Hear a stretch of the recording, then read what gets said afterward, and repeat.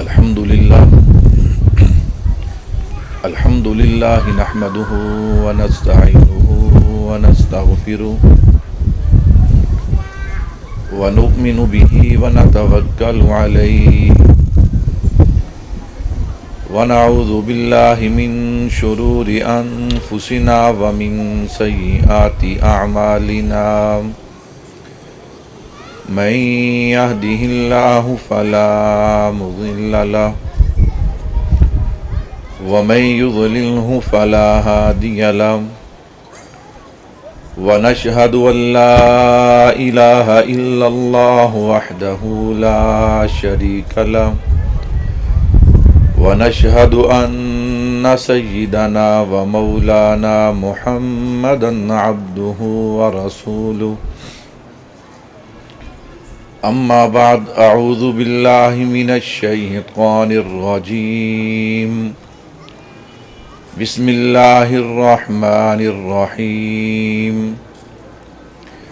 والعصر إن الإنسان لفي خسر اللهم صل على محمد وعلى آل محمد كما صليت على إبراهيم وعلى آل إبراهيم إنك حميد مجيد اللهم بارك على محمد وعلى آل محمد كما باركت على إبراهيم وعلى آل إبراهيم إنك حميد مجيد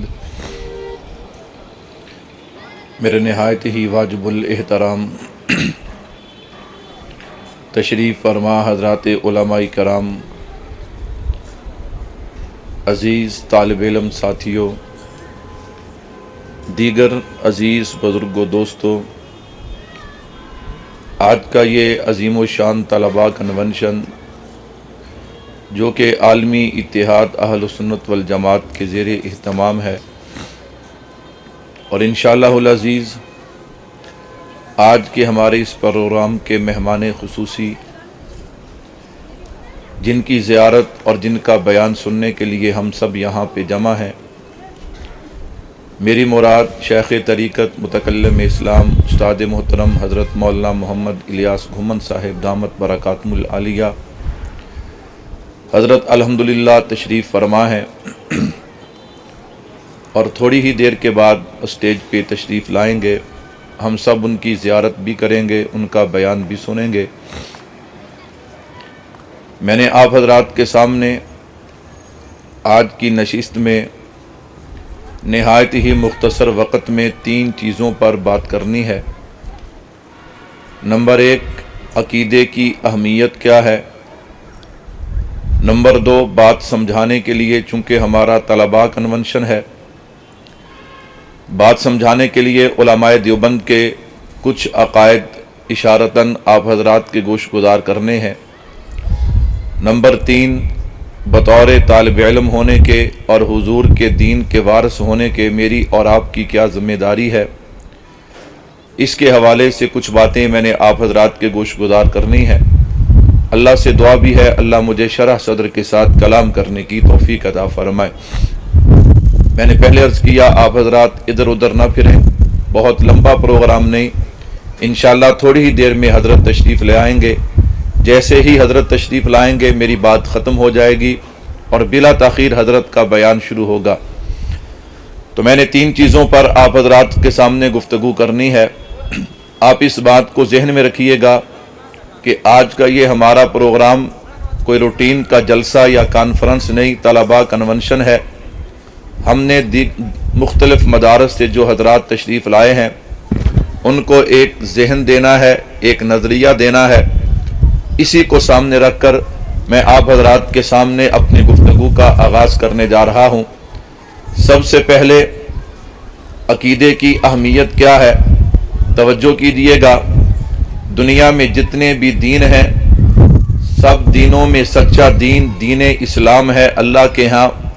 ان الدین عند اللہ الاسلام، اور پھر اسلام 2 چیزوں کا نام ہے، نمبر 1 عقائد، نمبر 2 اعمال، یعنی اسلام میں کچھ چیزیں ایسی ہیں کہ جن کا تعلق عقیدے سے ہے اور کچھ چیزیں ایسی ہیں کہ جن کا تعلق اعمال سے ہے. دونوں چیزیں اسلام ان دونوں چیزوں کے مجموعہ کا نام ہے.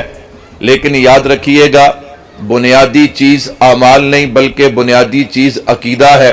کیا معنی؟ اگر عقیدہ ٹھیک ہوگا اعمال قابل قبول ہیں، اگر عقیدہ ٹھیک نہیں ہوگا تو اعمال قابل قبول نہیں ہوں گے. توجہ کیجیے گا اسلام دو چیزوں کے مجموعہ کا نام عقائد اور اعمال. بنیاد کیا ہے؟ بنیاد عقیدہ ہے. عقیدے کی اہمیت کیا ہے؟ اللہ قرآن کریم میں فرماتے ہیں والعصر ان الانسان لفی خسر. کیا معنی؟ اللہ نے قسم اٹھا کے فرمایا کہ سارے انسان خسارے میں ہیں. الا الذین آمنوا وعملوا الصالحات. الا الذین آمنوا یہ عقیدہ ہے، وعملوا الصالحات یہ اعمال ہیں. دیکھیے عقیدے کی اہمیت، عقیدے کو پہلے بیان کیا گیا. میں نے عرض کیا نا اگر عقیدہ مضبوط ہوگا، عقیدہ ٹھیک ہوگا، اعمال قابل قبول ہیں. اور اگر عقیدہ خراب ہوگا، عقیدے میں کمزوری ہوگی تو پھر اعمال بھی قابل قبول نہیں ہوں گے. توجہ کیجئے گا عقیدے کی اہمیت کیا ہے. اللہ اپنے محبوب کو فرماتے ہیں لَإِنْ أَشْرَكْتَ لَيَحْبَطَنَّ عَمَلُكَ وَلَتَكُونَنَّ مِنَ الْخَاسِرِينَ. کیا معنی؟ محبوب اگر آپ کے عقیدے میں بھی خلل آ گیا تو آپ کے اعمال بھی ضائع ہوں گے. عقیدے کی اہمیت کیا ہے اللہ اپنے محبوب کو فرما رہے ہیں. تو میں عرض کر رہا تھا اسلام دو چیزوں کے مجموعہ کا نام ہے. نمبر ایک عقائد، نمبر دو اعمال. ہماری توجہ اعمال پہ تو ہوتی ہے لیکن عقائد پہ نہیں ہوتی. الحمدللہ عالمی اتحاد اہل سنت والجماعت جہاں عقائد کی بات کرتی ہے وہاں اعمال کی آپ نے دیکھا نہیں. نماز مغرب ہوئی اور آپ حضرات کو حضرت شیخ صاحب نے حکم فرمایا اپنے اعمال پورے کرو، صرف جلسے کا ذہن لے کے نہ آؤ جیسے روٹین کا جلسہ. نماز پڑھی یا نہ پڑھی، اعمال کیے یا نہ کیے، بس جلسہ سنو، تقریر سنو، نماز پڑھو، پھر نوافل پڑھو، پھر تلاوت کرو، دعا کرو اور پھر پنڈال میں آؤ. خیر توجہ کیجئے گا میں حضرت کی آمد سے پہلے ذرا آپ حضرات کو تھوڑا سا جگانے کے لیے، بیدار کرنے کے لیے آپ کی توجہ چاہیے. توجہ کیجئے گا میں عرض کر رہا تھا ایک عقیدہ ہے، ایک عمل ہے. عقائد بنیاد ہے، اس کے بعد اعمال قابل قبول ہیں. اگر عقیدہ ٹھیک نہیں تو اعمال بھی قابل قبول نہیں. اس کے بعد قرآن کریم سے دلیل دینے کے بعد میں ایک عقلی دلیل بھی آپ حضرات کے گوش گزار کرنا چاہتا ہوں تاکہ عقیدے کی اہمیت آپ حضرات کے دل و دماغ میں اتر جائے. آپ نے دیکھا آپ بازار تشریف لے جائے، بازار میں بہت سی دکانیں ہوتی ہیں. یہ سبزی کی دکان ہے، یہ جناب کپڑے کی دکان ہے، یہ جوتے کی دکان ہے، یہ منیاری کی دکان ہے، یہ فلاں چیز کی دکان ہے. آپ کو وہاں پہ کوئی پہرے دار، وہاں پہ کوئی گارڈ نظر نہیں آئے گا. پھر آپ کی نظر پڑی ایک دکان کے بعد گارڈ گن لے کے بیٹھا ہے اور جناب والا وہاں پہ آپ نے جب یہ منظر دیکھا آپ نے غور کیا یہ دکان کس چیز کی ہے. پتا چلا کہ یہ سنیارے کی دکان ہے، یہاں پہ سونا موجود ہے. تو بات سمجھ آئی کپڑا ہے لیکن کپڑے کو وہاں حفاظت کی ضرورت نہیں، اسے جناب والا گارڈ کی ضرورت نہیں. سبزی کی دکان ہے وہاں گارڈ کی ضرورت نہیں. لیکن جب بات آئی نا سونے کی، چونکہ سونا ایک قیمتی چیز ہے اس کی حفاظت کی ضرورت ہے اس لیے گارڈ رکھا گیا. اب توجہ کرنا ایک عقیدہ ہے، ایک عمل ہے. عقیدے کا تعلق کس کے ساتھ ہے؟ عقیدے کا تعلق انسان کے جسم کے ساتھ نہیں بلکہ دل کے ساتھ ہے. اور جو اعمال ہے ان کا تعلق انسان کے جسم کے ساتھ ہے. اب عقیدہ چونکہ قیمتی تھا اس کا انتخاب کیا گیا دل کا جو جسم کی بنسبت زیادہ محفوظ ہے، اور اعمال جو ہے ان کے لیے انتخاب جسم کا کیا گیا. تو میں عرض کر رہا تھا اسلام دو چیزوں کا نام ہے. نمبر ایک عقائد، نمبر دو اعمال. عقائد بنیاد ہے، اگر عقیدہ ٹھیک ہوگا تو عمل قابل قبول ہے، اگر عقیدہ ٹھیک نہیں ہوگا تو عمل قابل قبول ہے. اس پر حضرت ایک بڑی پیاری مثال دیتے ہیں، توجہ کیجیے گا. حضرت اس پہ بڑی پیاری مثال دیتے ہیں کہ عقیدہ اور اعمال ان کو سمجھانے کے لیے میرے شیخ بڑی آسان بات عرض کرتے ہیں تاکہ ہر بات بندے کو بات سمجھ آئے. آپ اس پہ غور کریں. ایک انسان کا دل ہے، ایک انسان کا وجود ہے. ہاں عقیدے کا تعلق کس کے ساتھ ہے؟ جسم کے ساتھ نہیں بلکہ انسان کے دل کے ساتھ ہے. کیا معنی؟ آپ نے کبھی غور کیا ایک بندہ جو ہے اللہ سب کو محفوظ رکھے، اس کا حادثہ ہو گیا، کسی کا بازو ایک کٹا، کسی کے دونوں بازو کٹ گئے، کسی کی دونوں آنکھیں ضائع ہو گئیں، کسی کی زبان ضائع ہو گئی، کسی کا ناک کٹ گیا، کسی کی آنکھ جناب کان کٹ گئے، دونوں ٹانگوں سے معذور ہو گیا، لیکن اس کا دل سلامت ہے۔ جب دل سلامت ہوگا ابھی زندگی باقی ہے، کیوں؟ بازو کٹنے سے آدمی مرتا نہیں ہے، ٹانگ ٹوٹنے سے آدمی مرتا نہیں ہے۔ کیا خیال ہے؟ یہ جو دل ہے، جب تک دل محفوظ ہے، اگر بندہ ہاتھوں پاؤں سے معذور بھی ہو جائے، آنکھ سے جناب والا معذور بھی ہو جائے، زبان سے معذور بھی ہو جائے، تو پھر بھی اس کی زندگی باقی رہتی ہے۔ لیکن اگر یہ جو دل ہے زیادہ نہیں، اس کا تھوڑا سا حصہ کٹ جائے تو پھر انسان کے لیے زندہ رہنا یہ محال ہے، یہ زندہ رہنا بہت مشکل ہے۔ تو کیا مطلب کہ اعمال میں اگر کمی کوتاہی ہو بھی گئی تو سلسلہ چلتا رہے گا۔ اگر عقیدے میں کمزوری آ گئی، اگر عقیدے میں کوئی کمی آ گئی، سارا عقیدہ نہیں، تھوڑا سا عقیدہ بھی خراب ہو گیا، تو پھر بھائیو اعمال کا کوئی فائدہ نہیں، پھر بندے کا ایمان جو ہے وہ جاتا رہے گا۔ میں عرض کر رہا تھا سب سے پہلے عقیدے کی اہمیت کیا ہے، چونکہ عالمی اتحاد اہل و سنت والجماعت عقائد و نظریات پہ بھی کام کرتی ہے، الحمدللہ اعمال پہ بھی کام کرتی ہے۔ اس لیے جس بندے نے ہمارے ساتھ جڑنا ہے، جس بندے نے ہمارے ساتھ چلنا ہے، اس کے دل و دماغ کے اندر عقیدے کی اہمیت کا ہونا ضروری ہے۔ خیر، اب تک جو میں نے بات عرض کی ہے اس بات کا خلاصہ اللہ کے ہاں سارے دینوں میں سے سچا دین دین اسلام ہے۔ اسلام دو چیزوں کا مجموعہ ہے، عقائد اور اعمال۔ عقائد بنیاد ہے، عقائد درست ہوں گے عمل ٹھیک ہے، یہ عقیدے کی اہمیت ہے۔ اللہ سے دعا ہے اللہ ہم سب کو عقائد کی محنت کرنے کی توفیق عطا فرمائے۔ میرے بھائیو، دوسری بات جو میں نے آپ حضرات کے گوش گزار کرنی ہے، میں بار بار آپ حضرات سے گزارش اس لیے کرتا ہوں، بہت سارے حضرات تشریف فرما ہیں، آپ کے ذہن میں آئے گا یہ آپ نے کیسی گفتگو شروع کی ہے۔ آپ اس بات کو ذہن میں رکھیے گا، آج کا ہمارا جلسہ یہ طلباء کنونشن ہے۔ کیا مطلب؟ ہم نے طلباء کو یہ ذہن دینا ہے کہ آپ نے عقیدے اور نظریے کے لیے محنت کرنی ہے۔ خیر توجہ کیجئے گا، عقیدے کی اہمیت کے بعد اب میں علماء دیوبند کے ایک دو عقائد آپ حضرات کے گوش گزار کرتا ہوں۔ عقیدے پہ دلیل، پھر اس پہ جو وسوسہ اور سوال پیدا ہوتا ہے اس وسوسے کا رد ہم نے کیسے کرنا ہے، تاکہ ہمارے طلباء کے اندر اس بات کا شوق پیدا ہو، جذبہ پیدا ہو کہ ہم نے یوں اپنے مسلک کا دلائل کے ساتھ کام اور دفاع اور اشاعت کرنی ہے۔ خیر توجہ کیجئے گا، علماء دیوبند کے عقائد چھیڑنے سے پہلے ذرا میں تھوڑا سا تعارف دیوبند کا بھی کروانا چاہتا ہوں کہ جن کے ساتھ ہماری نسبت ہے۔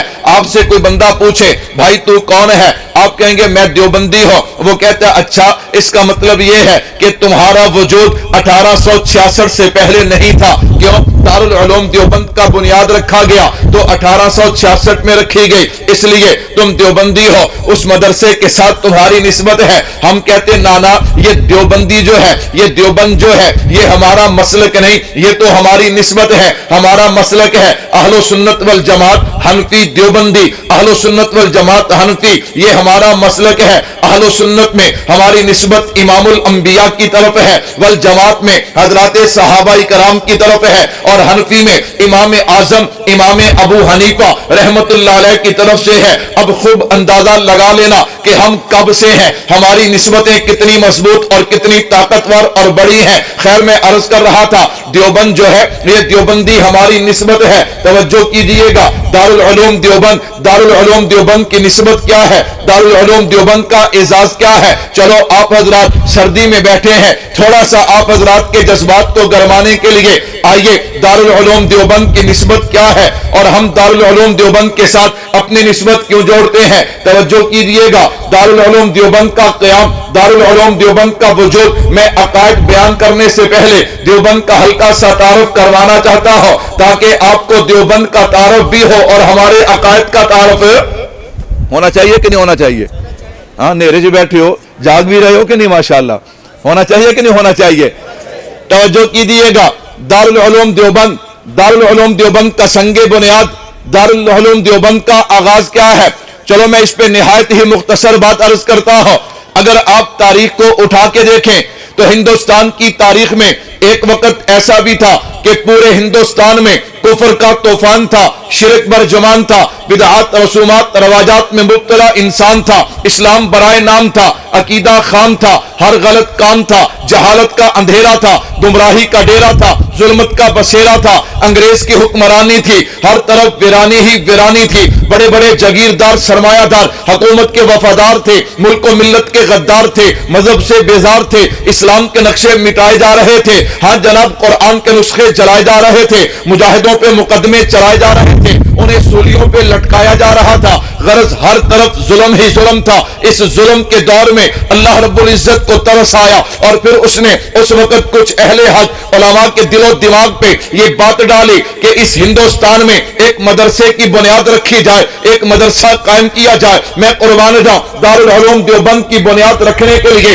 دارالعلوم دیوبند قائم کرنے کے لیے جو مشورہ ہوا، اس مشورے میں جتنے بھی بزرگ تشریف لائے، حضرت مولانا حبیب الرحمان عثمانی رحمت اللہ علیہ فرماتے ہیں اس میں جتنے بھی بزرگ تشریف لائے ان کو اللہ نے خواب کے ذریعے، الہام کے ذریعے ان کے دل و دماغ میں یہ بات ڈالی تھی کہ اس دھرتی پہ، ہندوستان کی سرزمین پہ ایک دینی مدرسے کا قیام ہونا چاہیے۔ حضرت مولانا محمد قاسم نانوتوی رحمت اللہ علیہ فرماتے ہیں میں نے خواب میں دیکھا میں بیت اللہ کی چھت پہ کھڑا ہوں، میری انگلیاں، ہاتھوں کی 10 انگلیاں 10 پانی کے چشمے جاری ہوتے ہیں، جس پانی کو جو پانی پوری دنیا میں پھیل جاتا ہے۔ حضرت مولانا رفیع الدین رحمت اللہ علیہ فرماتے ہیں کہ خواب کے اندر مجھے علوم دین کی چابیاں دی گئی ہیں، تو غرض جتنے بھی بزرگ مشورے میں آئے، کسی کو خواب کے ذریعے، کسی کو الہام کے ذریعے اللہ رب العزت نے یہ بات ان کے دل و دماغ میں ڈالی کہ اس زمین پہ ایک مدرسے کا قیام ہونا چاہیے۔ بالآخر علماء کے مشورے سے 1866 دارالعلوم دیوبند کی بستی چھتے والی مسجد انار کے درخت کے نیچے ایک استاد بیٹھتا ہے، ایک شاگرد بیٹھتا ہے اور دارالعلوم دیوبند کا آغاز کر دیا جاتا ہے۔ پھر 10 سال کے بعد جب طلباء زیادہ ہو جاتے ہیں، پھر عمارت کی ضرورت پڑتی ہے، تو آج بھی دارالعلوم دیوبند میں وہ عمارت موجود ہے جسے 9 درہ کہا جاتا ہے۔ سب سے پہلی عمارت جب اس کی بنیادیں کھودی گئی نا، توجہ کرنا دیوبند کی نسبت کتنی بڑی ہے، میں اس نسبت کی طرف اشارہ کرنا چاہتا ہوں۔ جب اس کی بنیادیں کھودی گئی، مولانا شاہ رفیع الدین رحمت اللہ علیہ فرماتے ہیں میں رات کو سویا پڑا تھا، میں نے خواب میں دیکھا اللہ کے نبی اس جگہ تشریف لائے اور فرمایا یہ جگہ تو بہت تھوڑی ہے۔ پھر محبوب نے اپنی لاٹھی کے ساتھ نشان مبارک لگایا اور کہا یہاں پہ اس کی بنیاد ہونی چاہیے۔ صبح میں اٹھا، اس جگہ پہ جا کے دیکھا تو واقعی وہ نشان اسی طرح موجود تھے۔ ہم نے پہلی بنیادیں چھوڑ دی ہیں، یہاں بنیادیں کھودی اور دارالعلوم دیوبند کی وہ سب سے پہلی عمارت جسے 9 درہ کہا جاتا ہے، اس کی بنیاد وہاں پہ رکھی جاتی ہے۔ تو پھر مجھے کہنے دینا کہ خود ساقی کوثر نے رکھی میں خانے کی بنیاد یہاں، خود ساقی کوثر نے رکھی میں خانے کی بنیاد یہاں، تاریخ مرتب کرتی ہے دیوانوں کی روداد یہاں، وہ جو وادی فارا سے اٹھی گونجی ہے وہی تکبیر یہاں، ہستی کے صنم خانوں کے لیے ہوتا ہے حرم تعمیر یہاں۔ یہ دارالعلوم دیوبند ہے، یہ دارالعلوم دیوبند ہے۔ اس دارالعلوم دیوبند کے ساتھ ہماری نسبت ہے، مسلک اہل سنت والجماعت حنفی نسبت ہماری دارالعلوم دیوبند کے ساتھ ہے، اور میرے شیخ الحمدللہ اس پہ کھل کے فرماتے ہیں ہمیں اس میں کوئی جھجک نہیں۔ بعض دفعہ لوگ کہتے ہیں اپنے آپ کو دیوبندی نہ کہو، ہماری نسبت ہے اور ہم کھل کے اس نسبت کا اظہار کرتے ہیں۔ خیر توجہ کیجئے گا، عقیدے کی اہمیت کے بعد میں صرف ایک عقیدہ آپ حضرات کے گوش گزار کرنے چلاؤ، اس پہ دلیل اور اس پہ ہونے والے وسوسے کا اعتراض۔ توجہ کیجئے گا، میرا اور آپ کا عقیدہ ہے، اہل سنت والجماعت کا عقیدہ ہے کہ اللہ حاضر ناظر ہے۔ اللہ کیا ہے؟ اللہ حاضر ناظر ہے، اللہ ہر جگہ موجود ہے۔ اللہ ہر جگہ کیا ہے؟ اس پہ دلیل کیا ہے؟ وَلِلَّهِ الْمَشْرِقُ وَالْمَغْرِبُ فَأَيْنَمَا تَوَلَّوْا فَثَمَّ وَجْهُ اللَّهِ۔ اس پہ بہت سارے دلائل قرآن کریم کے اندر موجود ہیں۔ اس پہ جناب والا وَنَحْنُ أَقْرَبُ إِلَيْهِ مِنْ حَبْلِ الْوَرِيدِ، اس کے علاوہ ما یکون من نجوا ثلاثۃ الا هو رابعهم ولا خمسۃ الا هو سادسهم۔ قرآن کریم میں اس پہ بہت سے دلائل موجود ہیں کہ وللہ المشرق والمغرب، کہ اللہ مشرق میں بھی ہے مغرب میں بھی ہے، اللہ ہر جگہ موجود ہے۔ اب اللہ ہر جگہ موجود ہے، اللہ حاضر ناظر ہے۔ اب دیکھیے گا ہم نے عقیدہ دیا، عقیدے کے بعد وَنَحْنُ أَقْرَبُ إِلَيْهِ مِنْ حَبْلِ الْوَرِيدِ ہم نے دلیل دی ہے۔ اللہ अल्लाह हर जगह मौजूद है, वलिल्लाहिल मशरिक वल मगरिब फइन्नमा तवल्लु फसम्मा वजहुल्लाह। हमने इस पे दलील दी है। हाँ भाइयों, जब हमने अकीदा भी दिया, अकीदे के बाद दलील भी दी है, अब जनाबे वाला वसवसा छोड़ा जाएगा। तुम कहते हो अल्लाह हर जगह है, लेकिन कुरान करीम में है सुम्मस्तवा अलल अर्श, कि अल्लाह कहाँ पे है? अल्लाह अर्श पे है। हमने परेशान हो जाना है कि हमने अकीदा दिया, अकीदे पे हमने कुरान पेश किया, हमने दलील दी है, तो हमारे मुकाबले में दलील आ गई अर्रहमानु अलल अर्श इस्तवा, कि अल्लाह कहाँ पे है? अल्लाह अर्श पे है। तो परेशान होने की जरूरत नहीं, आपने अकीदा पेश किया, अकीदे पे दलील दी है, अब अकीदे पे इतराज तो होना है, वसवसा तो आना है। आपने परेशान नहीं होना। परेशान अब तब होंगे कि जब आपका उन लोगों के साथ ताल्लुक नहीं होगा जो अपने अकीदे की इशात, अपने अकीदे का दिवा और इस पे होने वाला वसवसा इतराज का जवाब देते हैं। जब आपका उनसे राब्ता नहीं होगा, आपका उनसे ताल्लुक नहीं होगा, तो फिर आपने परेशान होना है। जब आपका उनसे ताल्लुक और राब्ता होगा, फिर आपने परेशान नहीं होना। खैर देखिए, आपने जो अकीदा दिया था वलिल्लाहिल मशरिक वल मगरिब, क्या माना? कि अल्लाह हर जगह है। जब अल्लाह हर जगह है तो क्या उसमें अर्श भी आता है कि नहीं आता? अगर अर्श आता है तो सुम्मस्तवा अलल अर्श, ये हमारे अकीदे के खिलाफ नहीं है, ये तो हमारे हक में है। हमने कहा अल्लाह हर जगह है तो सुम्मस्तवा अलल अर्श, इसका माना क्या है? कि अल्लाह हर जगह है। हम कितने परेशान हुए थे इस वसवसे और एतराज से। ये दलील हमारे खिलाफ आ गई, ये दलील हमारे खिलाफ नहीं, ये तो हमारे हक में है। हमारे खिलाफ तो उस वक्त होती ना जब दलील ये होती कि अल्लाह सिर्फ अर्श पे है और किसी जगह पे नहीं, फिर ये हमारे खिलाफ थी। लेकिन इसमें तो है सुम्मस्तवा अलल अर्श, और हमारा अकीदा क्या है? अल्लाह हर जगह है। तो जैसे हर जगह में जमीन है,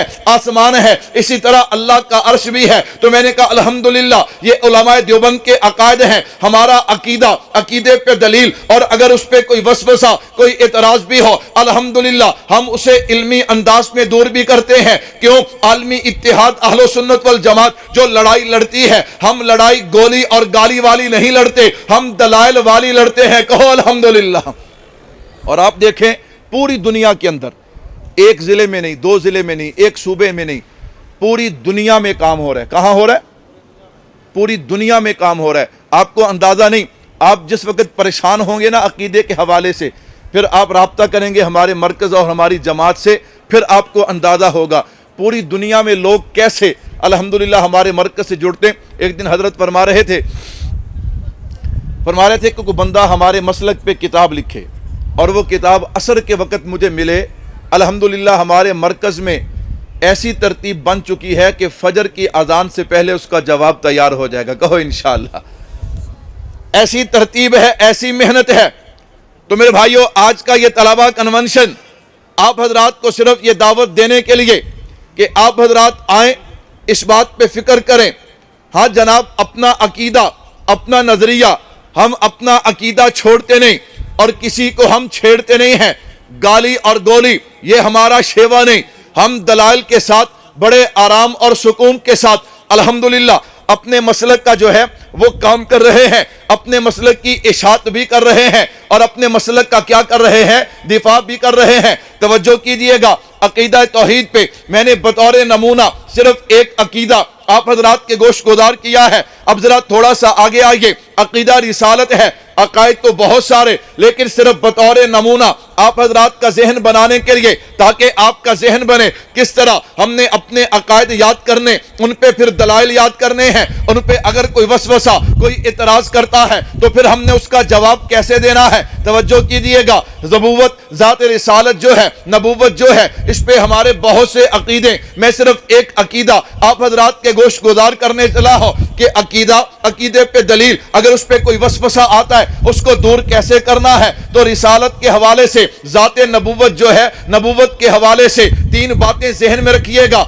नंबर एक ज़ात नबूवत, नंबर दो वस्फ़े नबूवत, नंबर तीन दलील नबूवत। और ये बात मैं आप हजरात के गोश गुजार करता जाऊं। बाज़ दफ़ा लोग कहते हैं मौलवी साहब ये जितने भी आलमी इत्तेहाद अहलो सुन्नत वल जमात के साथी हैं ये अकायद पे खुल के गुफ्तगू करते हैं, क्या वजह है? मैंने कहा अल्हम्दुलिल्लाह सुम्मा अल्हम्दुलिल्लाह, अल्लाह पाक ने हमें जो नेमत दी है हजरत उस्ताद जी की सूरत के अंदर। बाज़ दफ़ा यूँ होता है कोई बंदा गुफ्तगू करे ना, वो जहाँ से तैयार करता है, वो जिस आदमी से जनाबे वाला वो इब्तदा करता فرماتا ہے جس کتاب سے مطالعہ کرتا ہے اس بندے کا نام بھی نہیں لیتا, اس کتاب کا نام بھی نہیں لیتا. لوگ کہیں گے یار اس نے تو وہاں سے تیاری کی ہے, یہ بات تو اس کی ہے. الحمدللہ ہمیں اس بات کی کوئی فکر نہیں ہے کہ کوئی بندہ ہماری تعریف کرے, کوئی بندہ ہمارا نام لے. ہم کھل کے کہتے ہیں. بعض دفعہ بندے کہنا یار تو نے اس کی بات نقل کی ہے تو خطیب پریشان ہو جاتا ہے. جب کوئی ہمیں کہنا آپ اپنے استاد جی کی باتیں نقل کرتے ہیں, خدا کی قسم ہمیں پریشانی نہیں ہوتی,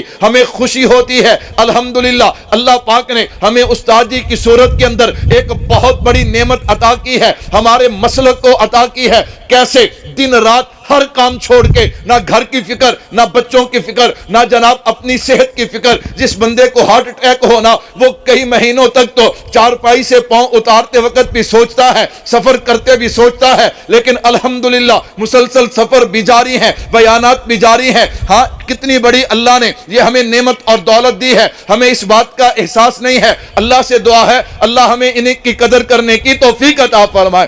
نبوت کے حوالے سے ایک ہے ذات نبوت, ایک ہے وصف نبوت, اور ایک ہے دلیل نبوت. جہاں تک ذات نبوت ہے, قل انما انا بشر مثلکم یوحی الی انما الہکم الہ واحد. کیا مانا؟ میرے محبوب فرما دیجئے, ان کو بتا دیجئے میں بھی بشر ہوں جیسے تم بشر ہو. فرق یہ ہے کہ مجھ پہ وحی آتی ہے, تم پہ وحی نہیں آتی. آگے وصف نبوت ہے, قد جاءکم من اللہ نور و کتاب مبین. آگے دلیل نبوت, نبی کے جو معجزات ہوتے ہیں یہ نبی کی نبوت کی دلیل ہوتی ہے. اب آپ توجہ کیجئے گا, ہم نے عقیدہ دیا ذات نبوت. ہم کہتے ہیں قل انما انا بشر مثلکم یوحی الی انما الہکم الہ واحد. یہ میرے محبوب کی ذات ہے. محبوب ذات کے لیے, ذات کے حوالے سے میرے محبوب بشر ہیں. اور آگے میرے محبوب کا وصف نبوت جو ہے قد جاءکم من اللہ نور و کتاب مبین. میرے محبوب وصف کے حوالے سے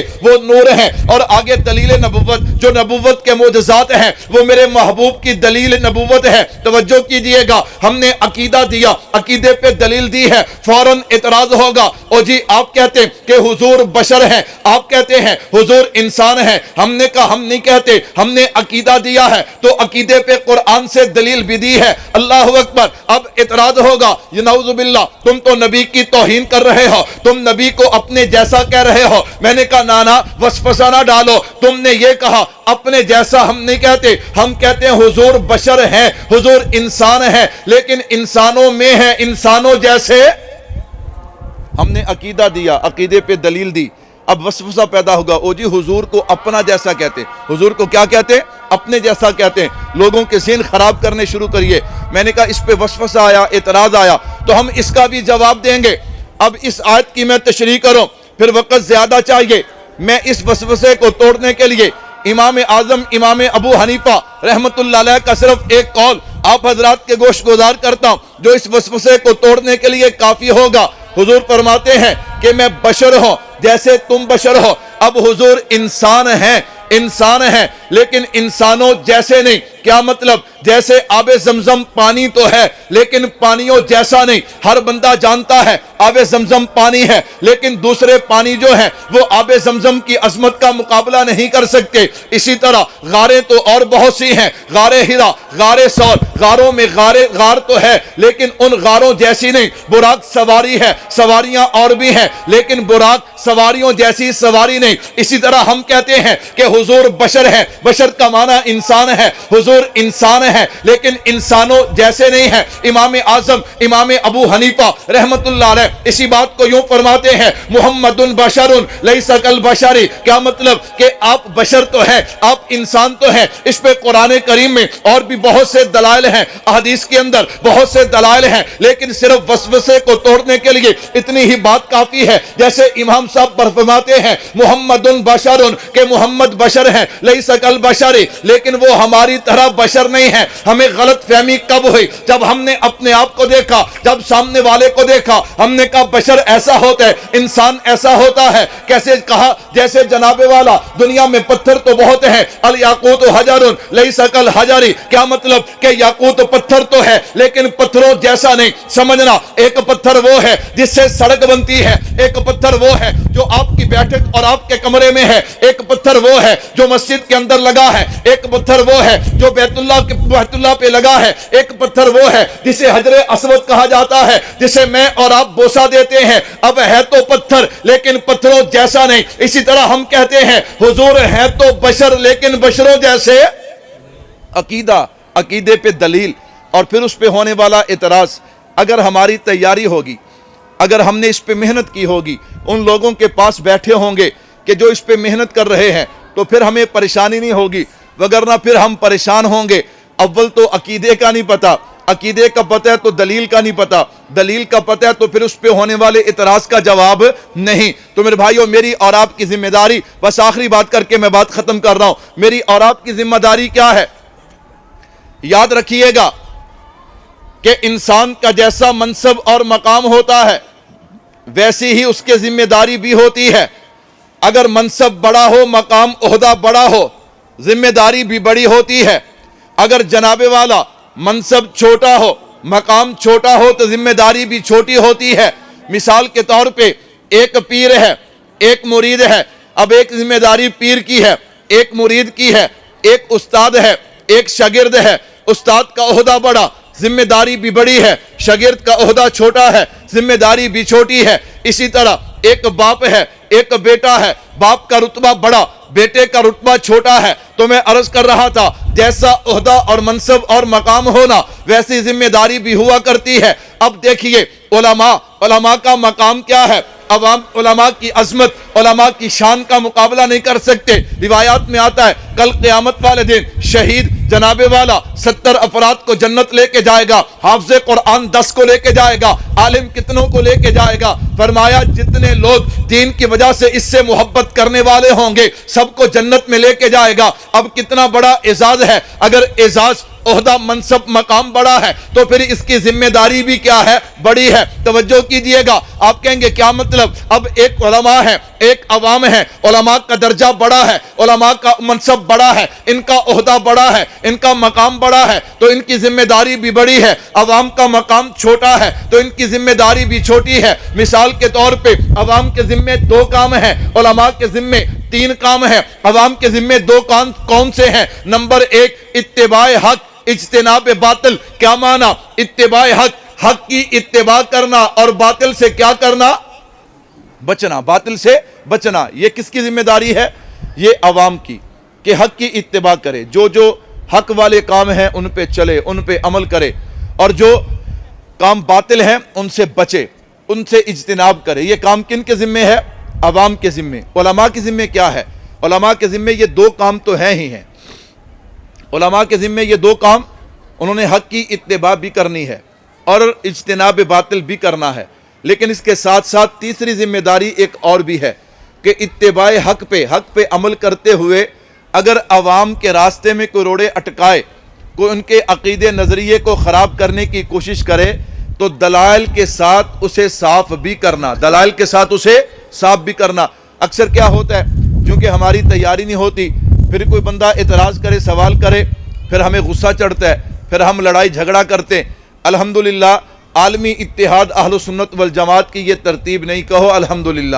میں نے شروع میں عرض کیا ہم گولی والے بھی نہیں، ہم گالی والے بھی نہیں، ہم تو دلائل والے ہیں، اور آپ جانتے ہیں کہ دلائل سے کبھی لڑائی اور جھگڑا نہیں ہوتا بلکہ کام ہوتا ہے۔ الحمدللہ کام ہوتا ہے۔ حضرت استاد جی کی ایک عادت ہے، وہ ہر بندے کی جو بندہ ان کے ساتھ جڑتا ہے اس کی تربیت کرتے ہیں۔ کیا کرتے ہیں؟ تربیت کرتے ہیں۔ آپ نے دیکھا ہوگا اکثر تحریکیں جو ہوتی ہیں ان کے ساتھ خانقاہی نظام، تزکیہ، یہ بہت مشکل ہے، لیکن یہ میرے اکابرین کا طرز تھا۔ علماء دیوبند جو کام بھی کرتے دین کا، ساتھ خانقاہ، ساتھ ذکر، ساتھ اللہ اللہ، چونکہ ہم اکابر کا نام لیتے ہیں، ان کے عقیدے کی اشاعت اور دفاع کرتے ہیں تو پورے طرز پہ کرتے ہیں۔ الحمدللہ آپ دیکھیں خانقاہ حنفیہ سے باقاعدہ حضرت نے یہ کام شروع کیا ہے۔ تو میں عرض کر رہا تھا جو بندہ حضرت سے جڑتا ہے نا، حضرت اس کی تربیت کرتے، اسے گالی نہیں سکھاتے، اسے گولی کی ترکیب نہیں دیتے، بلکہ اسے دلائل سکھاتے، اسے پیار و محبت سکھاتے، اور الحمدللہ کام پوری دنیا کے اندر دن با دن پھیل رہا ہے۔ کہو الحمدللہ۔ کیا ہو رہا ہے پوری دنیا کے اندر؟ چونکہ ہم حضرت کے ساتھ رہتے ہیں، ہمارے سامنے کارگزاریاں آتی ہیں کہ ایسے بیرون ملک کے لوگ تڑپ رہے ہیں، حضرت وقت نکالیے، مجھے اور آپ کو تو احساس اور قدر نہیں ہوتی، چونکہ ہم دیکھتے ہیں کہ جلسہ ہوگا، ہمیں وقت مل جائے گا، حضرت تشریف لے آئیں گے، لیکن بھائی وہ لوگ جنہیں وقت نہیں ملتا، جنہیں قریب سے دیکھنا نصیب نہیں ہوتا، وہ لوگ کیسے تڑپ رہے ہیں۔ یہ باتیں میں اس لیے عرض کر رہا ہوں، یہ میرا اور آپ کا جو مزاج ہے نا کہ ہم بندہ جب دنیا میں ہو پھر اس کی قدر نہیں کرتے، جب دنیا سے چلے جائے پھر اس کے نعرے مارتے ہیں۔ ہم کہتے ہیں بات میں نعرے مارنے کا کوئی فائدہ نہیں، جو اللہ نے ہمیں نعمت دی ہے نا اس نعمت کی قدر کیجئے گا۔ خیر میں عرض کر رہا تھا عالم کے ذمے کیا ہے؟ اتباع حق، اجتناب باطل، اور پھر اس کے ساتھ ساتھ اتباع حق میں اگر کوئی بندہ خرابی پیدا کرے، وسوسے پیدا کرے، عقیدے کو خراب کرنے کی کوشش کرے تو دلیل کے ساتھ ہاں جناب والا اس وسوسے کو ختم کرنا، عقیدے کو صاف کرنا، تاکہ لوگ حق پہ چلتے رہیں، حق کی اتباع کرتے رہیں۔ اب یہ جناب والا اتباع حق اجتناب باطل کے بعد جو تیسرا کام ہے، یہ کام یوں نہیں ہوگا کہ ہم اس پہ محنت نہ کریں، یہ یوں نہیں ہوگا ہم اس کے لیے سفر نہ کریں، اس کے لیے وقت نہ نکالیں، یوں نہیں ہوگا، پھر یوں پریشانی ہوگی، خود بھی خراب ہوں گے، لوگوں کے عقیدے بھی خراب کریں گے۔ الحمدللہ عالمی اتحاد اہل سنت والجماعت ہمارا مرکز 87 جنوبی سرگودا لاہور لو، الحمدللہ ہم اس پہ محنت کر رہے ہیں۔ اسی محنت کا ایک سلسلہ، ایک کڑی جو ہے وہ جناب ہمارا دورہ تحقیق المسائل، انشاءاللہ العزیز 8واں دورہ تحقیق المسائل، جو یہ ہمارے سالانہ امتحان وفاق کے ہیں۔ جیسے ہی جمعرات کو امتحان ختم ہوگا تو ہفتہ 21 اپریل سے انشاءاللہ صبح 7:30 بجے ہمارے دورے کا آغاز ہو جائے گا۔ اور وہاں جو سب سے اہم بات ہے، جو ہمارے لیے بہت بڑی سعادت ہے کہ خصوصی اسباق دیگر حضرات کے اسباق بھی ہوں گے، لیکن جو خصوصی اسباق ہوں گے شیخ طریقت متکلم اسلام حضرت اقدس حضرت مولانا محمد الیاس گھمن صاحب دامت برکاتہم العالیہ کے ہوں گے۔ میں آپ حضرات سے گزارش کروں گا امتحان کے بعد آپ طلباء جو ہیں، آپ فارغ ہیں، اپنے وقت کو قیمتی بنائیے، اپنے وقت کو قیمتی بنائیے۔ انشاءاللہ العزیز جب حضرت استاد جی کی زبان سے آپ دلائل اور اپنے عقائد اور ان عقائد پہ دلائل اور پھر جو وسوسے ہیں ان کا رد سنیں گے، انشاءاللہ آپ کو انشاءاللہ اتنا فائدہ ہوگا، پھر آپ دعائیں دیں گے۔ تو کیا خیال ہے انشاءاللہ آپ حضرات کوشش فرمائیں گے نا جی؟ انشاءاللہ آپ ہمارے مرکز میں تشریف لائیں انشاءاللہ العزیز۔ یہ 8واں ہمارا دورہ تحقیق المسائل جو ہے 21 اپریل 7:30 بجے شروع ہوگا، وہاں پہ آپ تشریف لائیں، دلائل کو یاد کیجیے۔ اور میں نے پہلے بھی کہا پھر بھی آپ حضرات سے کہہ رہا ہوں کہ بہت بڑی سعادت ہوگی وہاں۔ حضرت اللہ اکبر، باتیں کرنے والے تو باتیں کرتے جائیں۔ الحمدللہ حضرت استاد جی کو اللہ نے جو ٹیم دی ہے نا اس کا ذہن بنایا حضرت استاد جی نے، جو باتیں کرنے والے ہم کہتے بھائی تو باتیں کر، اللہ نے تھوڑی سی زندگی دی ہے، ہم نے کام کرنا ہے، جو باتوں میں الجھ جائے وہ کام نہیں کرتا۔ الحمدللہ ہمارے شیخ ہیں، آپ حضرات وہاں پہ تشریف لائیں گے، زیارت بھی کریں گے، اپنے عقائد و نظریات بھی۔ بعض دفعہ بندے اعتراض کرتے ہیں، اور جب ہم اکابرین کو دیکھتے ہیں نا، ابھی میں حضرت استاد جی سے کہہ رہا تھا، میرا بچہ ہے 5 سال کا، جب میں گھر جاؤں نا کسی وقت میں اسے کہتا ہوں پنجابی میں آج جفا پا کی کر، وہ پھر دوڑ کے نا جی پوری زور دے نال، پورے اہتمام دے نال۔ آج میں نے دیکھا علامہ ڈاکٹر خالد محمود دامت برکاتہم العالیہ ہمارے مسلک کی شان ہے، حضرت استاد جی سے مل رہے تھے اور جیسے حضرت استاد جی کو چوم رہے تھے، میں نے کہا ایک ہمارے اکابر ہیں اللہ اکبر، اور ایک ہم نکمے ہیں، ہمیں باتوں کے علاوہ کچھ کرنا نہیں آتا۔ پھر آپ نے فضل رحیم صاحب لاہور حضرت جامعہ شرفیہ تشریف لے گئے، وہاں میں نے حضرت کو دیکھا یوں جیسے بندہ کسی بچے کو چمٹا ہوا ہوتا نا، کہ بہت دیر سے انتظار تھا یہ آدمی آئے میں اور اس سے ملوں۔ الحمدللہ کابر حضرت ہداروی صاحب، یہ ہمارے مسلک کی جو شان ہے، اللہ اکبر، روح رواں ہیں، وہ حضرت استاد جی کے جب یوں قدر کرتے ہیں نا تو پھر ہم کہتے ہیں یار ہم نکمے ہیں، ہمیں سوائے باتوں کے اور کچھ نہیں آتا۔ تو کیا خیال ہے انشاءاللہ آپ حضرات کوشش فرمائیں گے نا انشاءاللہ اللہ ہم سب کو دین کے لیے محنت کی توفیق عطا فرمائے۔ وما علینا الا البلاغ۔ لا الہ الا اللہ، لا الہ الا اللہ، لا الہ الا اللہ، ما لنا رب سوا۔ لا الہ الا اللہ، لا